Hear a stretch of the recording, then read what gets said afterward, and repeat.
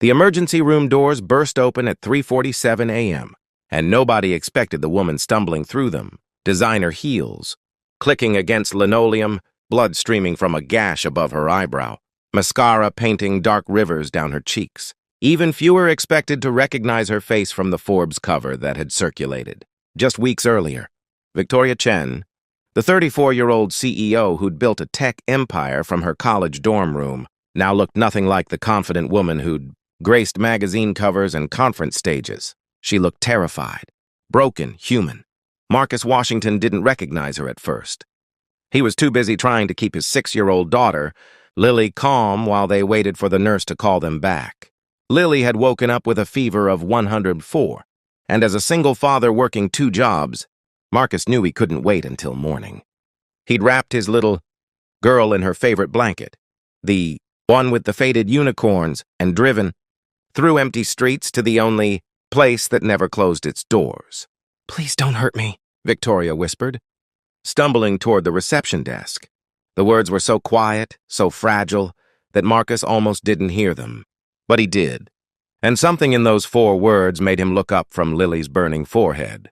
The receptionist, a weary woman named Martha who'd seen everything in her 20 years behind that desk, barely glanced up.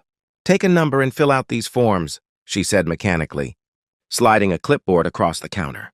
Victoria's hands trembled so violently she couldn't hold the pen.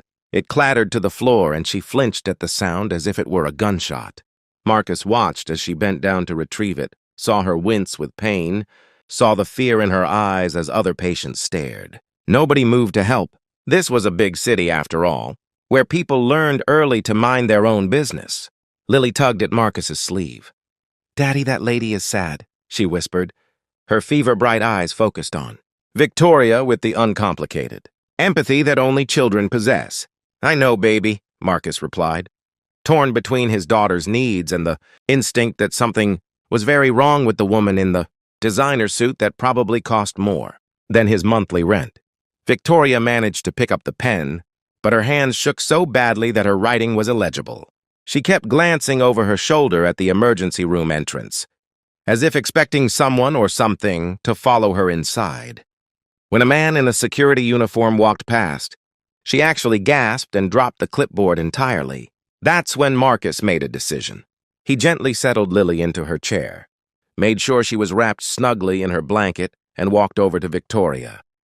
She backed away from him instinctively, her eyes wide with panic. "Hey, it's okay," Marcus said softly, the same tone he used when Lily woke from nightmares. "I'm not going to hurt you. Nobody here is going to hurt you." He knelt down slowly, keeping his movements careful and predictable, and picked up the clipboard. "Let me help you with these forms, okay? My name's Marcus." "I can do it myself," Victoria said, but her voice cracked on the last word. She was trying so hard to hold it together, to be strong, to be the woman who'd given TED Talks on resilience and leadership.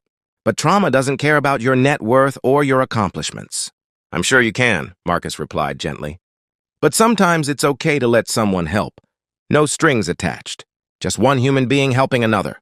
Victoria stared at him for a long moment, as if trying to understand a foreign concept. In her world of business deals and corporate ladders, everything came with strings attached. Every kindness had a price tag. Every gesture was a calculation. The idea that this stranger, in a worn jacket and work boots, would help her simply because she needed help, it didn't compute. "Why?" she finally whispered. Marcus smiled sadly. "Because someone helped me once when I needed it. When my wife died and I was drowning in grief, and bills and a newborn baby who wouldn't stop crying. A stranger at a grocery store saw me break down and she helped. She didn't know me. She didn't want anything. She just helped. So now I help when I can." He held out the clipboard and slowly, Victoria took it.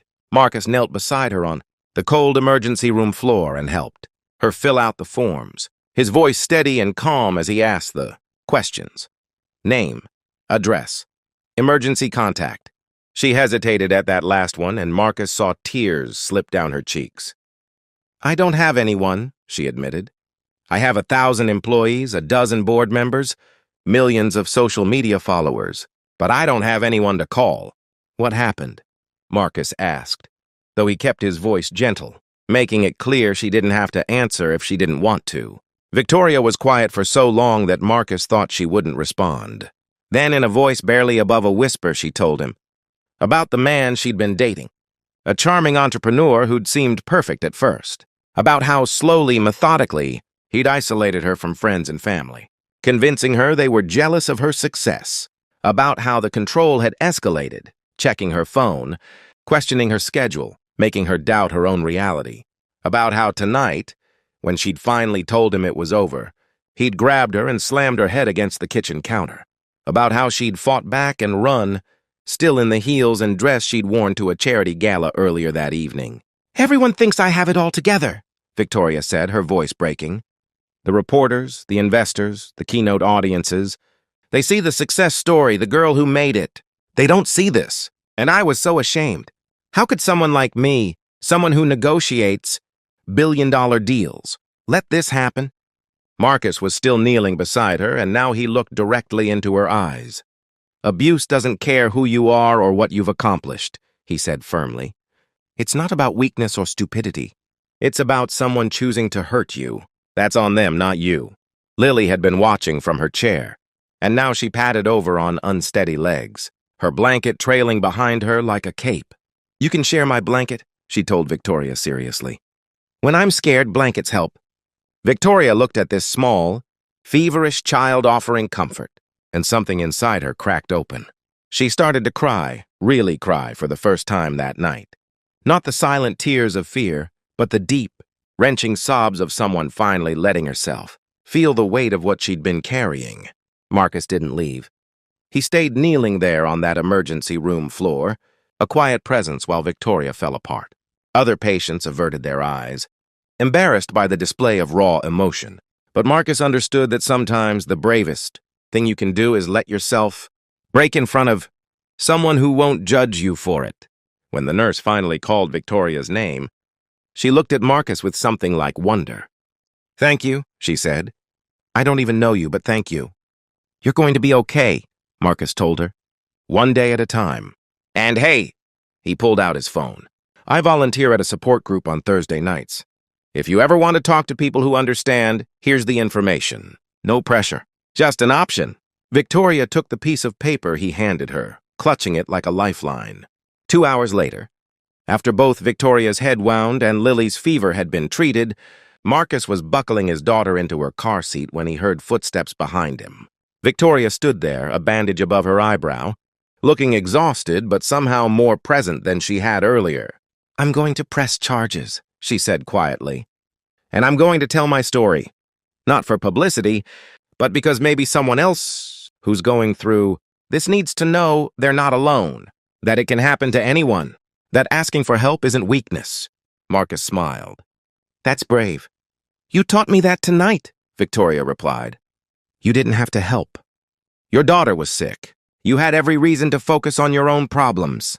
But you saw someone in pain and you knelt down beside her and refused to leave. That's the kind of person I want to be. Not the person who's too proud or too scared or too ashamed to need help, but the person who helps." 3 months later, Marcus was scrolling through his phone during his lunch break when he saw the headline, "Tech CEO Victoria Chen launches Foundation for Domestic Violence Survivors. Pledges $50 million. The article detailed her own story, told with unflinching honesty, and announced a new initiative to provide resources, safe housing, and support to survivors from all backgrounds. But what caught Marcus's eye was the quote at the end. "A stranger in an emergency room taught me that the measure of our humanity isn't our success or wealth, but whether we choose to kneel beside someone who's fallen and help them stand back up. I spent my life climbing ladders. Now I want to spend it holding them steady for others." His phone buzzed with a text from an unknown number. "The foundation is hiring. We need someone to run our community outreach program. Interested? Victoria." Marcus looked at Lily, coloring contentedly at the table, her fever long forgotten. He thought about the grocery store stranger who'd helped him years ago, about how one moment of kindness could echo forward in ways you never imagined. He thought about how sometimes the smallest gestures, staying beside someone, offering a blanket, refusing to look away, could change the trajectory of a life. He texted back a single word. Yes, because that's how it works. One person helps another, who helps another, who helps another. Until slowly, painfully, beautifully, the world becomes a little softer, a little kinder, a little more like the place we all wish it could be. It starts with someone choosing not to walk past, choosing to kneel down, choosing to stay. It starts with recognizing that none of us are so successful, so busy, so important that we can't spare a moment for another human being who's hurting. It starts with 4 whispered words. Please, don't hurt me.